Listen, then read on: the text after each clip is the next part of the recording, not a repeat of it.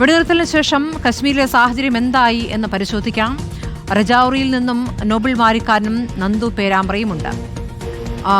നോബിൾ, രജൌരിയിൽ ഈ വെടിനിർത്തൽ പ്രഖ്യാപനത്തിന് ശേഷം രാത്രി 9 മണിയോടെ വെടിയൊച്ചകൾ കേൾക്കുന്നുണ്ടായിരുന്നു. അത് നേരിട്ട് അത് കേൾക്കുകയും കാണുകയും ഒക്കെ ചെയ്തതാണ് നോബിൾ മാരിക്കാരനും നന്ദു പേരാമ്പ്രയും. ഇപ്പോൾ ഇന്നത്തെ ഈ പകലിലെ സാഹചര്യം എന്താണ്?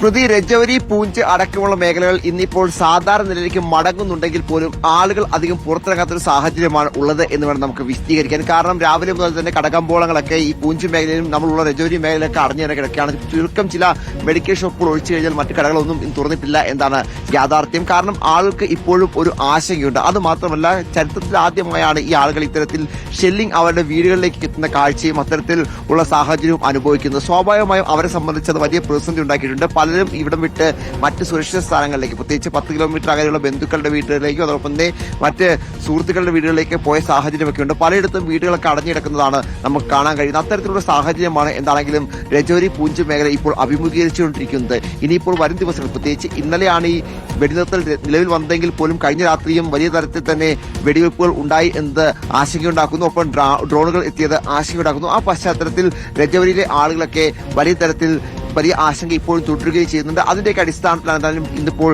നഗരം അങ്ങോട്ട് സജീവമാകാം. നമ്മളിപ്പോൾ രജൌരിയിൽ നിന്ന് അതിർത്തിയായ മാഞ്ചാക്കോട്ടിലേക്കുള്ള യാത്രയിലാണ്. നമുക്ക് ദൃശ്യങ്ങൾ കാണാൻ കഴിയും എത്രത്തോളം മനോഹരമായ സ്ഥലമാണ് ഈ പറഞ്ഞ രജൌരിയെ, പൂഞ്ച് അടക്കമുള്ള മേഖല എന്നൊക്കെ. ഇതും മലകളാണ്. ഈ മലകൾക്കൊക്കെ മുകളിൽ നമുക്ക് ദൃശ്യങ്ങളിൽ കാണാൻ കഴിയുന്ന ആ മലയ്ക്ക് മുകളിൽ പാകിസ്ഥാനാണ്. ഈ ഭാഗത്ത് നിന്നൊക്കെയാണ് വലിയ തരത്തിൽ കഴിഞ്ഞ ദിവസം ഷെല്ലിന്റെ ആക്രമണങ്ങൾ ഉണ്ടായത്. ഷെല്ലാക്രമണത്തിൽ ഈ മേഖലയൊക്കെ പൂർണ്ണമായും ഒരുപാട് കേടുപാടുകൾ വീടുകൾക്ക് സംഭവിച്ചിട്ടുണ്ട്, സ്കൂളുകൾക്ക് സംഭവിച്ചിട്ടുണ്ട്. അത്തരത്തിൽ ശക്തമായ ഷെല്ലാക്രമണം ഉണ്ടായ മേഖലയിൽ കൂടിയാണ് ഇപ്പോൾ നമ്മൾ നിൽക്കുന്നത്. പക്ഷേ ഈ കഴിഞ്ഞ രാത്രി ഷെല്ലുകൾ ഉണ്ടായില്ലെങ്കിൽ പോലും ഇവിടെയൊക്കെ പലയിടത്തും വെടിവെച്ചകളും അതോടൊപ്പം തന്നെ വെടിനിർത്തൽ കരാർ ലംഘനമൊക്കെ ശക്തമായി തന്നെ ഉണ്ടായിരുന്നു. പാകിസ്ഥാന്റെ പ്രകോപനം ശക്തമായി തന്നെ ഈ മേഖലയിലൊക്കെ ഉണ്ടായിരുന്നു. ഡ്രോണുകളുടെ സാന്നിധ്യം ഉണ്ടായിരുന്നു. അത്തരത്തിലുള്ള ആശങ്ക ഇപ്പോഴും രാത്രികാലങ്ങളിൽ, കഴിഞ്ഞ രാത്രിയിൽ ഏറെക്കുറെ ഒരു 7 മണി മുതൽ 8-9 മണി വരെയൊക്കെ ശക്തമായ രീതിയിൽ ആ ആശങ്കയും അതോടൊപ്പം വെടിവെച്ചുകളും ഒക്കെ കേട്ടിരുന്നു എന്നാണ് യാഥാർത്ഥ്യം. എന്നാണെങ്കിലും ഇന്നിപ്പോൾ പകലിലേക്ക് എത്തുമ്പോൾ, അല്ലെങ്കിൽ കഴിഞ്ഞ രാത്രി ഒരു 10 മണിക്ക് ശേഷം പൂർണ്ണമായും ശാന്തമാണ് ഈ മേഖലയ്ക്ക്.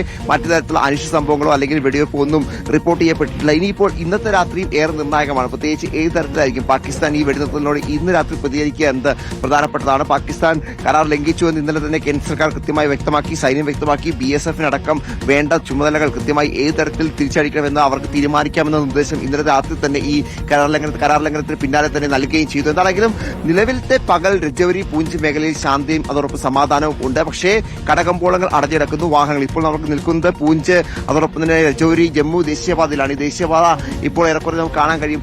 സാധാരണഗതിയിലേക്ക് ഒരുപാട് വാഹനങ്ങൾ പോകുന്ന, അല്ലെങ്കിൽ ഒരുപാട് മറ്റ് വാഹനങ്ങളും ഒപ്പം സാധാരണ വാഹനങ്ങളൊക്കെ പോകുന്നതാണ്. പക്ഷേ പൂർണ്ണമായും വിജനമാണ്. ഇപ്പോൾ ഇത് നിർമ്മാണം നടന്നുകൊണ്ടിരിക്കുന്ന റോഡ് കൂടിയാണ്. പക്ഷേ എങ്കിൽ പോലും റോഡുകളിൽ വാഹനങ്ങളോ അല്ലെങ്കിൽ മറ്റ് ഒന്നും നമുക്ക് കാണാൻ കഴിയുന്നില്ല. പരമാവധി ഒരുപാട് ഇടങ്ങളിൽ കടകളൊക്കെ അടഞ്ഞു തന്നെ കിടക്കും. അത്തരം സാഹചര്യത്തിലാണ് രജൌരി, പൂഞ്ച് മേഖലയ്ക്ക് ഇപ്പോഴുള്ള. ജമ്മുവിന്റെ മേഖലയിലും വലിയ മാറ്റങ്ങളില്ല. ജമ്മു നഗരം ഒഴിച്ചു കഴിഞ്ഞാൽ ഗ്രാമപ്രദേശങ്ങളിലേക്ക് പോകുമ്പോൾ, പ്രത്യേകിച്ച് അതിർത്തി ഗ്രാമങ്ങളിലെ കഴിഞ്ഞ ദിവസങ്ങളിൽ വലിയ സംഘർഷം.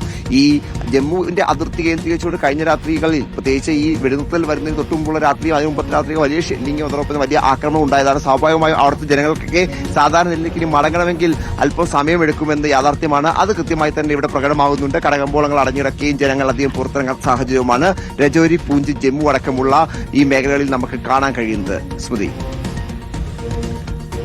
ശരി, നോബിൾ മാരിക്കാരനും നന്ദു പേരാമ്പ്രയും രജൌരിയിൽ തുടരുകയാണ്. അവിടെ ഇപ്പോൾ സാധാരണ സ്ഥിതിയാണ്. പക്ഷേ എപ്പോഴാണ് അടുത്ത വെടിയൊച്ച കേൾക്കുക എന്ന് അറിയില്ല എന്ന ആശങ്കയാണ് ഉള്ളത്.